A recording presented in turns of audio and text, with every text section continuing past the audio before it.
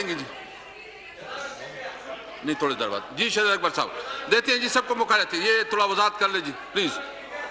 जी शहजाद अकबर साहब आप बैठ जाए। मोहसिन साहब इसके बाद जी। शहजाद अकबर साहब प्लीज। शहजाद अकबर साहब उधर है आपका। ये कौन सा हाँ 52 32 जी प्लीज। जनाब स्पीकर,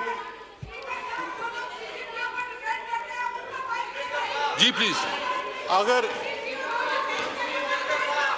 स्पीकर साहब हमने बड़े एहतराम से बात करें बैठ जी। के पूरी अपोजिशन की बात सुनी। बात करें प्लीज। जनाब स्पीकर, नो पूरा इंसिडेंट, जी प्लीज। जनाब स्पीकर, गुज्जरपुरा इंसिडेंट के ऊपर सबसे पहले तो ये जानना बड़ा ज़रूरी है कि गवर्नमेंट की तरफ से जो गवर्नमेंट का रिस्पॉन्स है इस इंसिडेंट की, ना करें मैडम आप। इस इंदोनाक वाक़े की जितनी भी मजम्मत की जाए वो कम है। और आज देखिए स्पीकर साहब,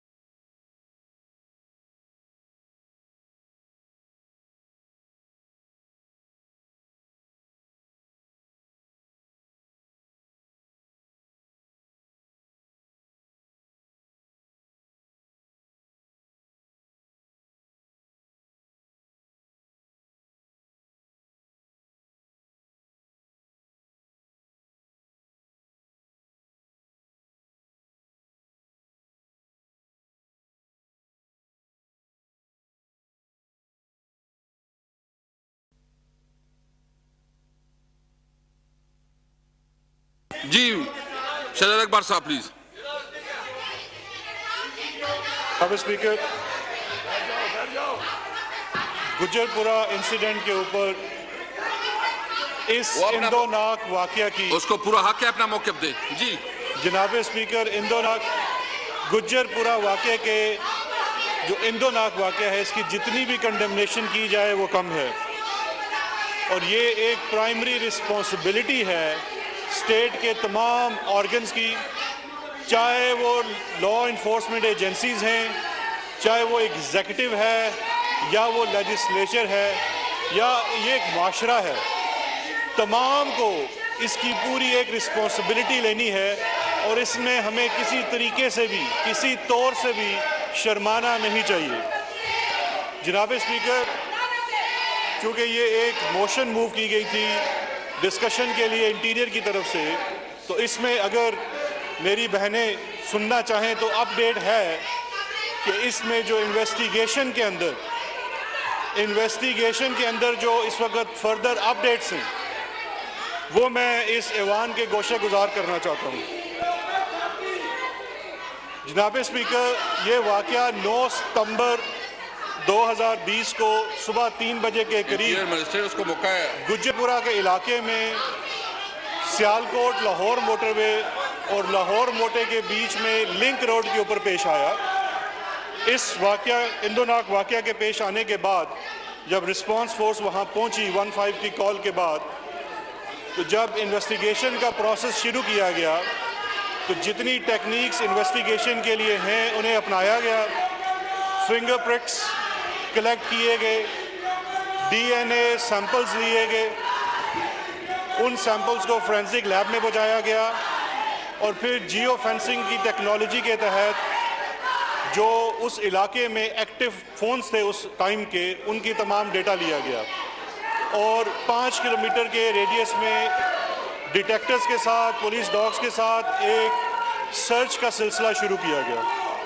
जनाब स्पीकर, इस जियो फेंसिंग के नतीजे में 4 प्राइम सस्पेक्ट्स सामने आए जो उस वक़्त उस एरिया में एक्टिव थे।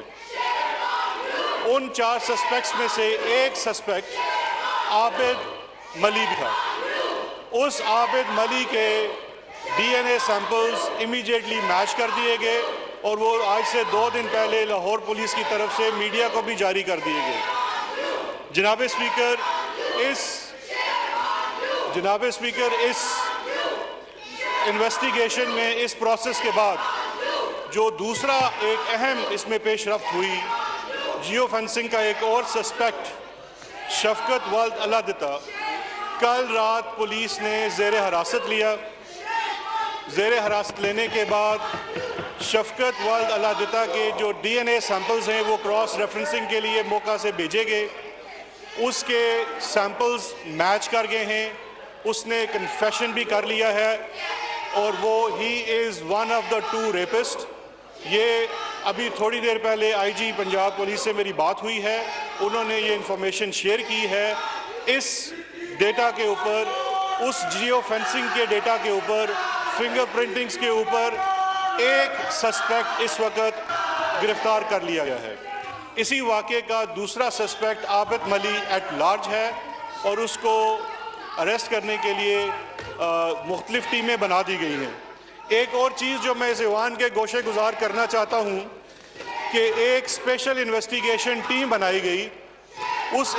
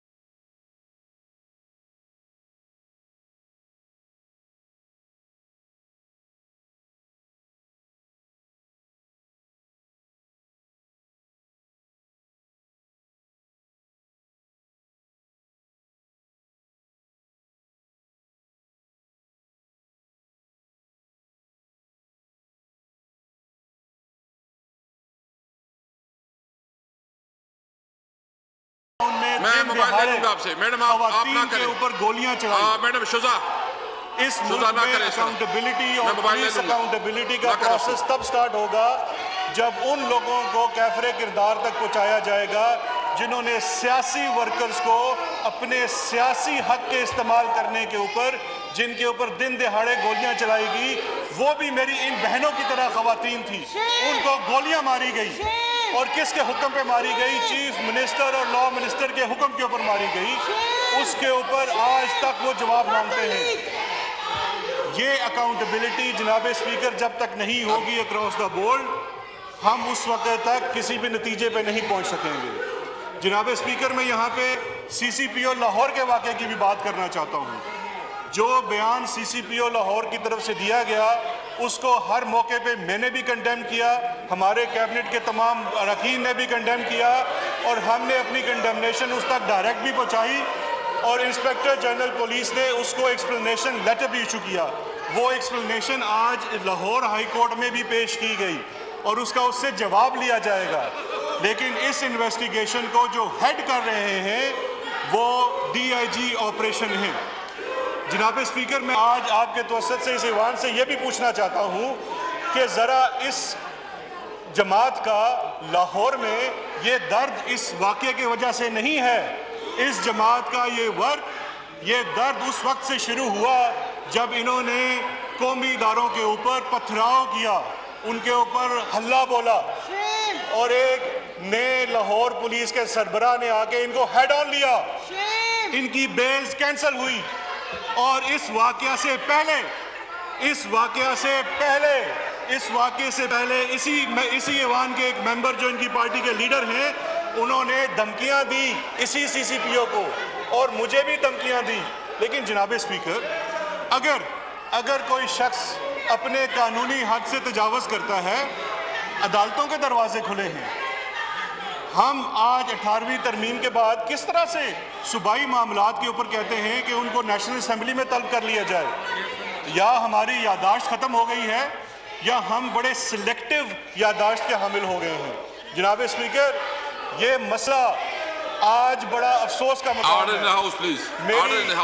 मेरी मोहतरम कलीग श्री मज़ाहिरी साहिबा ने आज किसी पार्टी पॉलिटिक्स की बात नहीं की, उन्होंने ख़वातीन के हकूक़ की बात की। उन्होंने ये बात की कि ख़वातीन को उनके हक बाहैसियत शहरी, बाहैसियत इंसान मिलने चाहिए। उस चीज़ के ऊपर आज खड़े होने की ज़रूरत है। देखना ये चाहिए कि आखिर में इशू है क्या इशू सियासी है, या इशू एक इंसानी उस सैंक्टिटी का है, उस शख्स का एक इशू है, उसके इंडिविजुअल राइट का इशू है। जनाब स्पीकर, सियासत करने के लिए इनको बहुत सारे और मुद्दे भी मिल जाएंगे, लेकिन किसी के साथ हुए ऐसे वाक़े के ऊपर सियासत करना इंतहाई काबिल मज़म्मत है।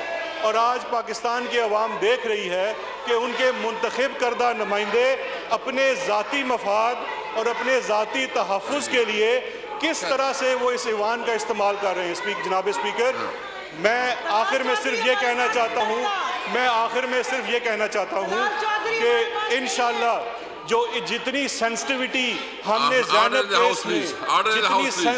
ज़ैनब केस में हमने इनकी पार्टी के लोगों की देखी थी, जब विक्टिम के वालिद का माइक बंद कर दिया गया और इनके मुस्कुराते हुए मकरू चेहरे पूरी कौम के सामने मौजूद हैं, वो हमारी यादाश्त में बरकरार है। जनाब स्पीकर, मैं आखिर में सिर्फ ये कहना चाहता हूँ कि 72 घंटों के अंदर एक रेपिस्ट को गिरफ्तार कर लिया गया है, और इंशाअल्लाह मुझे पूरी उम्मीद है कि इन्वेस्टिगेशन टीम लाहौर में दूसरे रेपिस्ट को भी गिरफ्तार कर लेगी। बहुत शुक्रिया स्पीकर साहब।